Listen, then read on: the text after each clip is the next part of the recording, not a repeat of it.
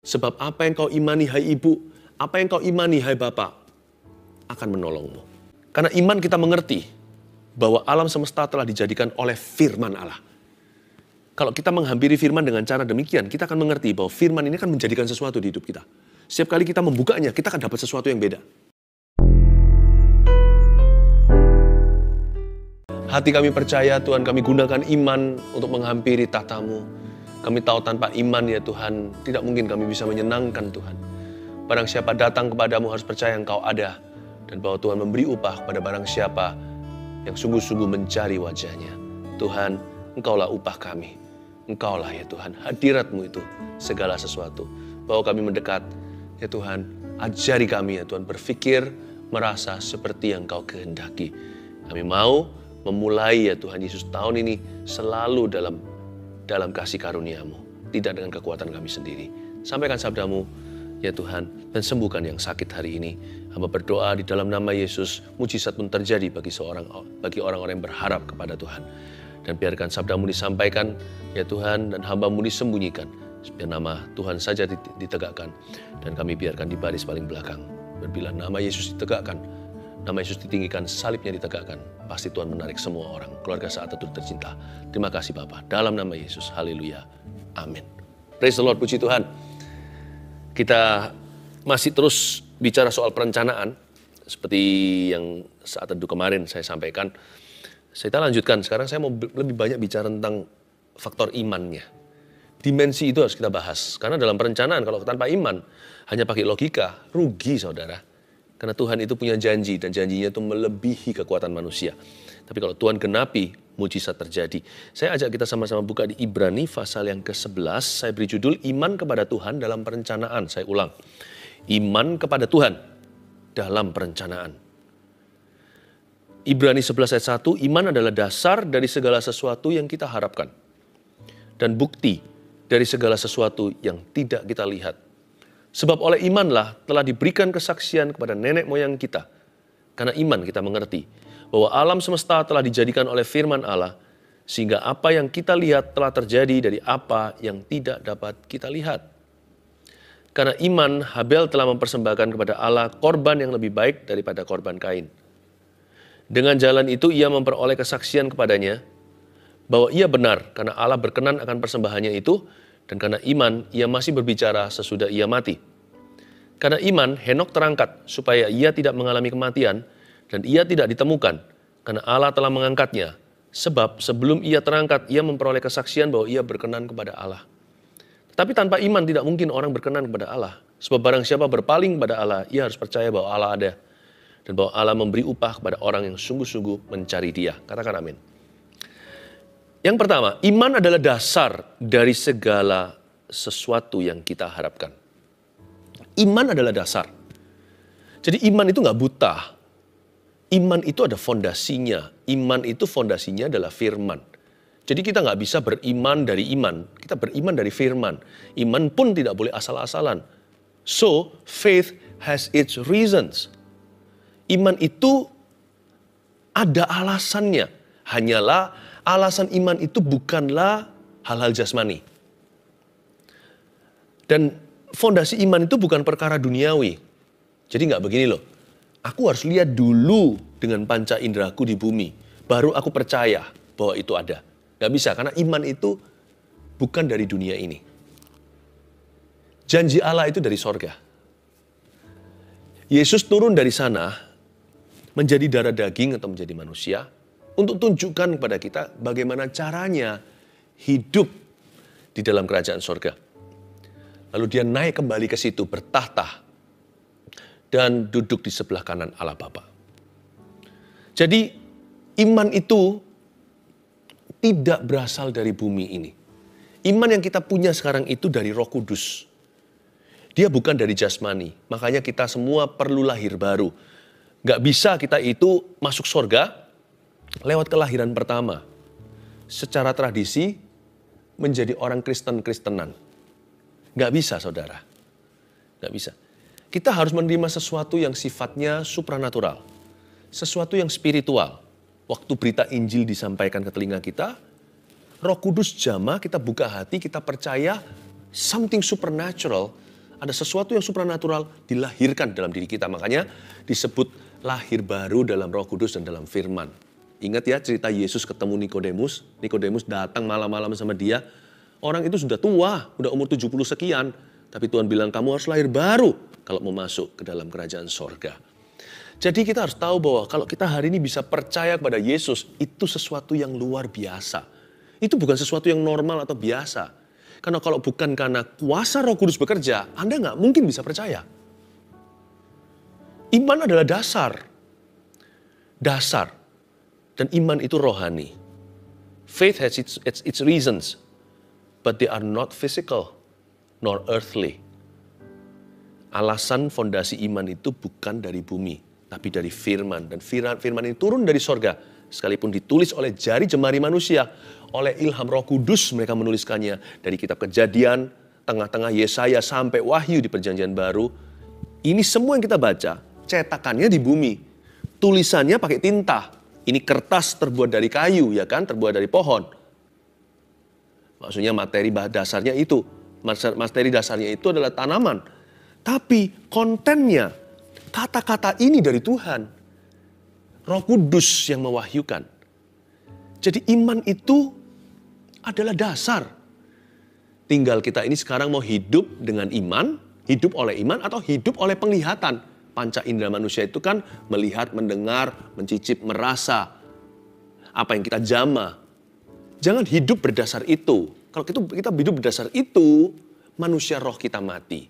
Tapi kalau kita biar izinkan iman kita dihidupi oleh firman, dan kita selalu mengingat bahwa ada Tuhan di hidup kita, dan kita isi hidup ini dengan doa, bukan hanya sekedar bekerja, melakukan tugas sehari-hari, atau kita menjalankan aktivitas di bumi, tapi kita bangun kerohanian kita. Manusia roh kita ini gak boleh mati, gak boleh kelaparan, gak boleh dibiarkan, tidak boleh diabaikan. Saya yakin iman itu akan berkali-kali menolong hidupmu. Kata-kata Yesus kepada wanita, sebagian besar perempuan yang dapat perkataan begini, terjadilah sesuai imanmu hai ibu. Pernah sekali orang lumpuh dibawa turun dari atas atap 4 orang yang mengereknya ke bawah. Tuhan berkata, terjadilah menurut iman kalian. Itu laki-laki semua. Pokoknya berkali-kali dalam kitab Injil, iman itu menolong seseorang. Nah, imanmu pada Tuhan itu akan sangat berguna dalam hidupmu, apalagi dalam perencanaan. Gunakan iman, kasih makan iman. Jangan yang diolah hanyalah raganya, alias olahraga. Itu terbatas fungsinya. Bagus sih, sehat. Tapi iman itu sifatnya kekal. Percaya pada Tuhan itu nggak hanya berhenti sampai di bumi. Kita akan bawa ke sorga suatu hari nanti.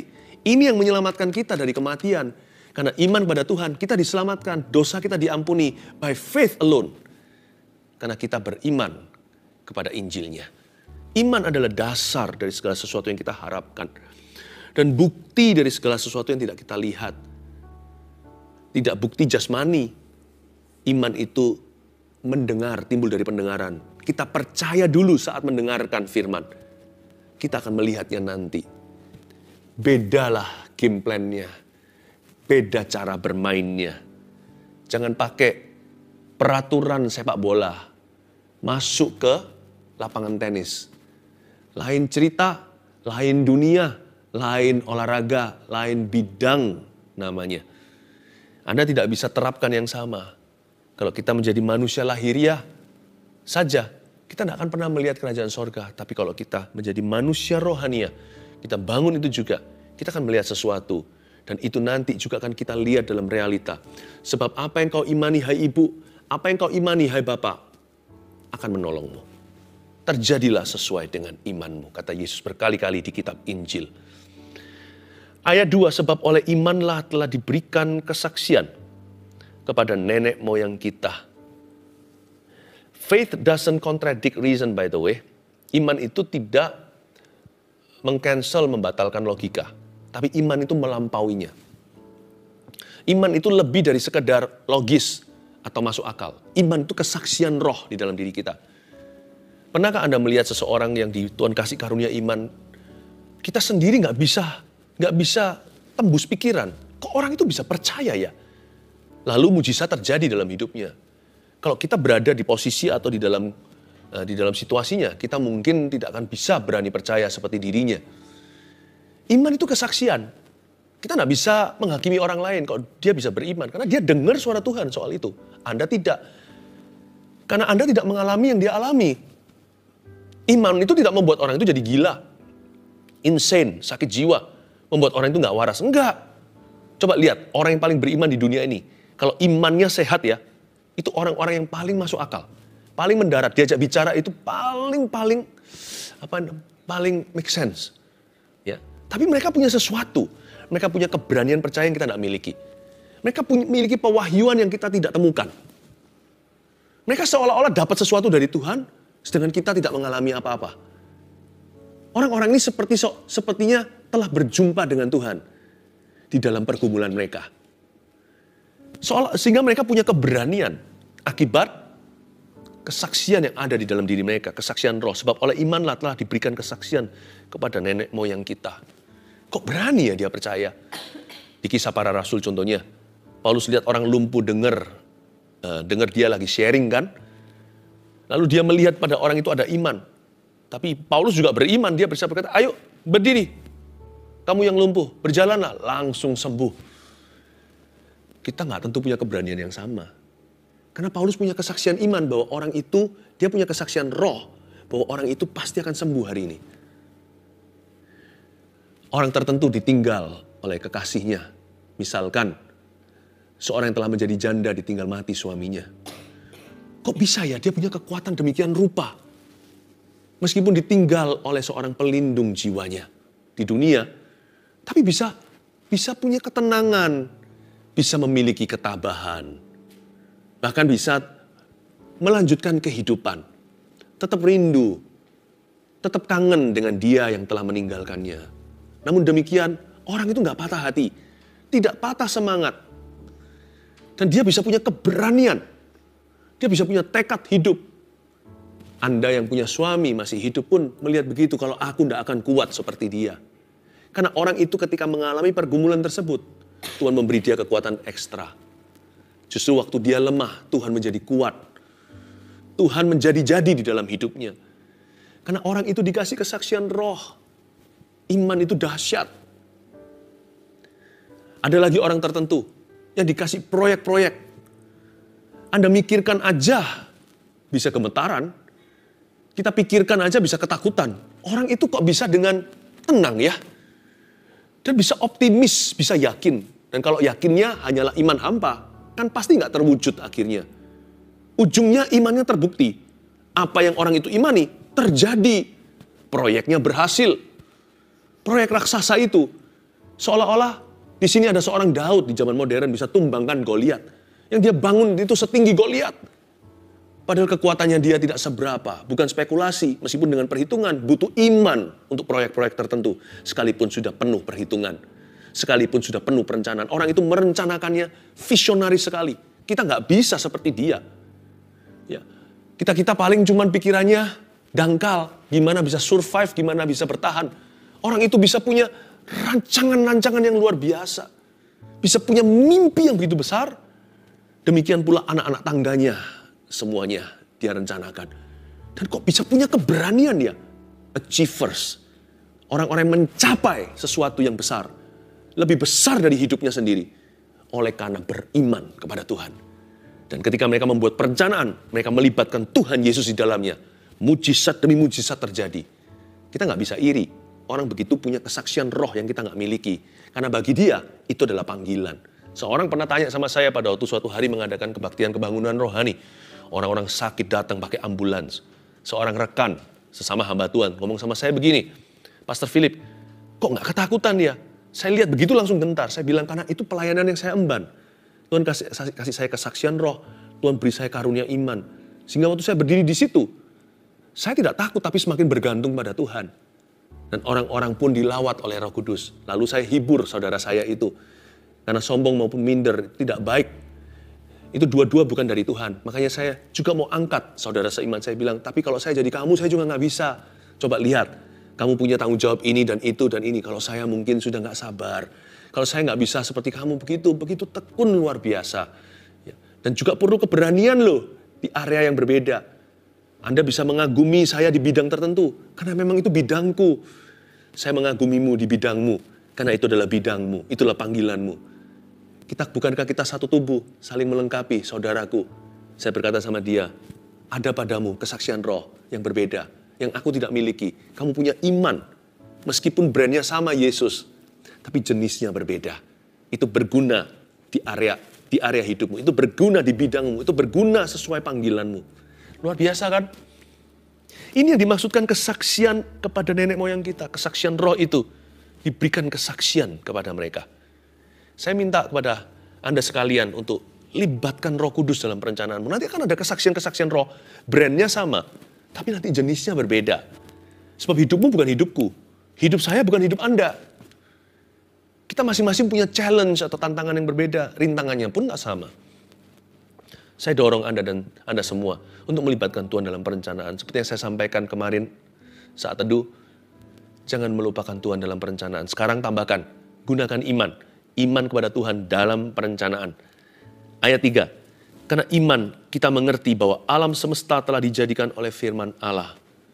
Sehingga apa yang kita lihat telah terjadi dari apa yang tidak dapat kita lihat. Isn't that wonderful? Di ayat ini jelas-jelas sekali dicatat kalau kita bisa melihatnya di dalam firman, kita bisa melihatnya dalam realita. Tinggal Roh Kudus menerangi mata rohani kita. Karena iman kita mengerti bahwa alam semesta telah dijadikan oleh firman Allah. Alam semesta itu kan dunia jasmani. Dijadikan dari apa yang gak kelihatan. It takes faith, dibutuhkan iman untuk melihat the unseen atau melihat yang tidak nampak mata. Dibutuhkan iman untuk kita bisa melihat sesuatu yang kita nggak bisa jamah. Dan semua iman itu di satu halaman, yaitu firman Allah.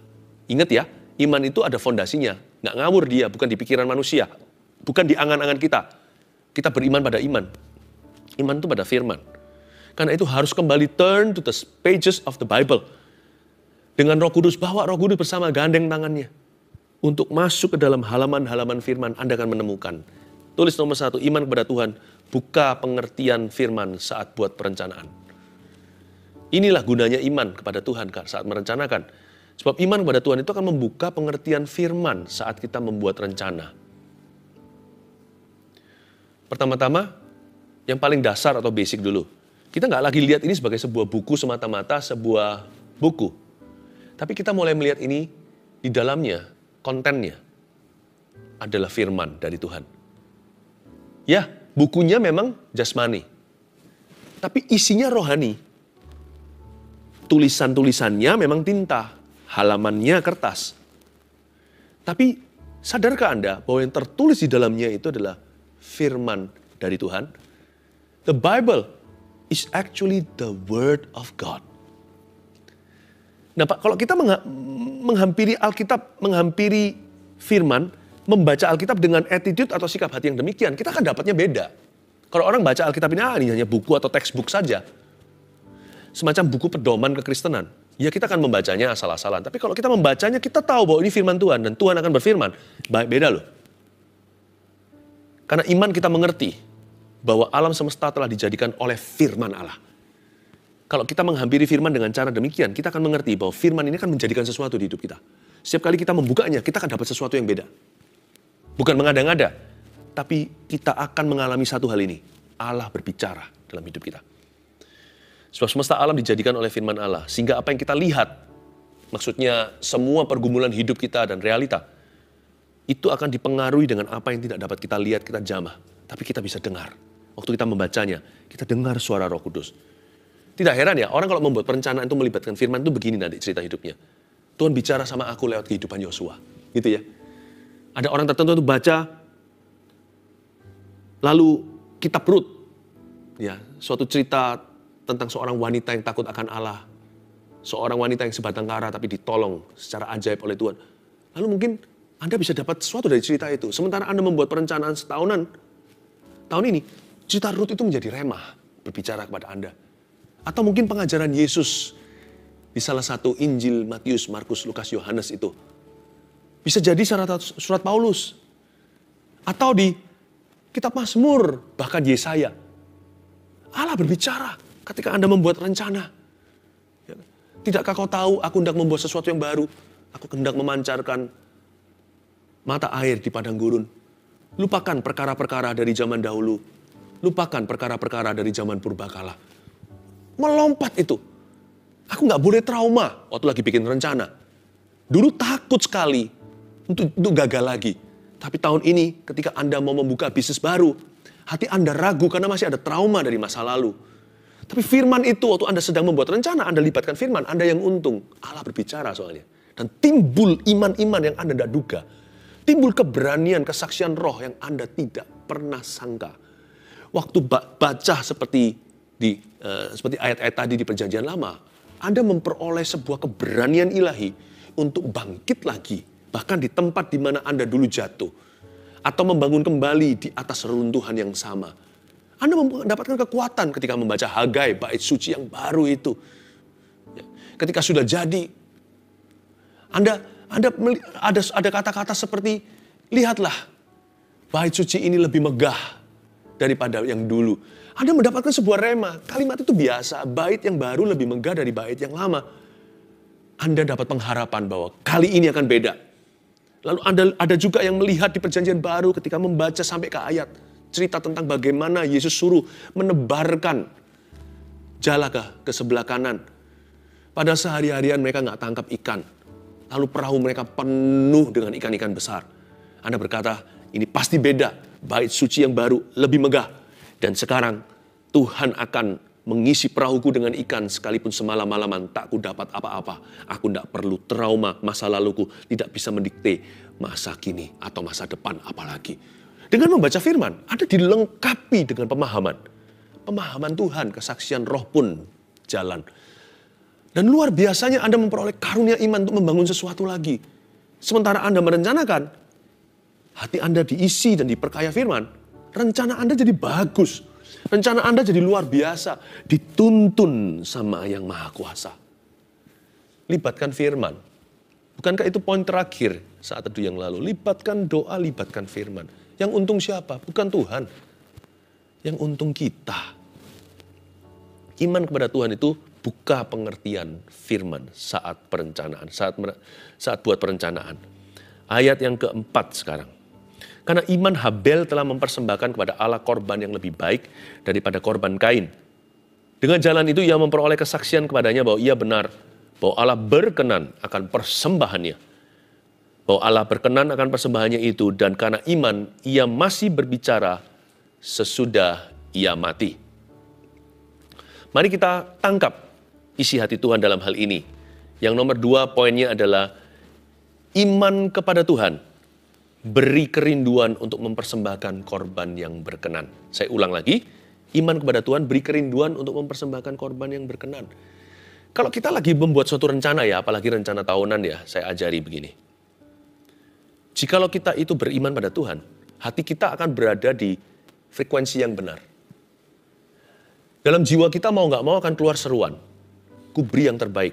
Bahkan ada lagunya kan, ku beri yang terbaik bagimu, ku relakan segalanya.